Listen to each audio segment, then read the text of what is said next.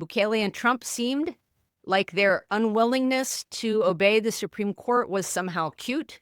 How can I return him to the United States? Like I smuggle him into the United States? And made it clear that they intend that though the government has admitted its mistake in sending someone with legal protections to El Salvador, Abrego Garcia will not be coming back or ever leaving detention.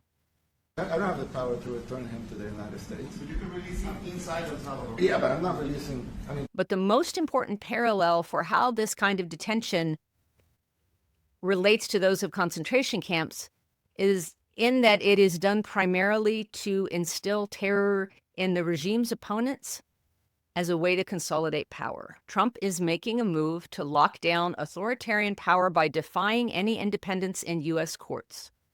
He is daring Congress to act or the Supreme Court to try to enforce any attempt to right a clear wrong. Trump is trying to assert infinite power. If this arrangement for third-party detention is not stopped, the path back to democracy for the United States will become a much longer and much more hazardous one. Trump has already made clear he wishes to expand enormously his ability to inflict arbitrary detention.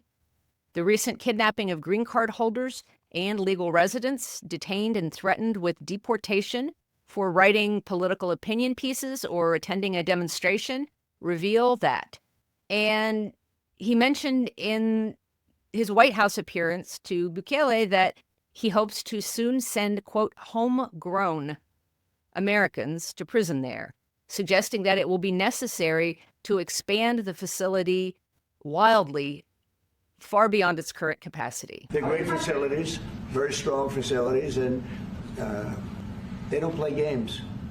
I'd like to go a step further. One thing to remember is that concentration camps are not just one thing. They have evolved across history, often taking on some elements of prior camp systems while innovating and devolving into worse situations. We need to keep in mind, how do you get from regular democracy and regular life into something like the death camps? And the truth is, it takes several years of propaganda, of manipulation of the public, of bending the courts, of weakening legislatures. This step with El Salvador obviously has roots in deeper past things, but for the U.S. to undertake it as an expanding and ongoing, absolutely unapologetic, absolutely not secret policy and approach to political opponents and those it deems criminal could easily move us into a harmful approach that will open doors that have not been opened before.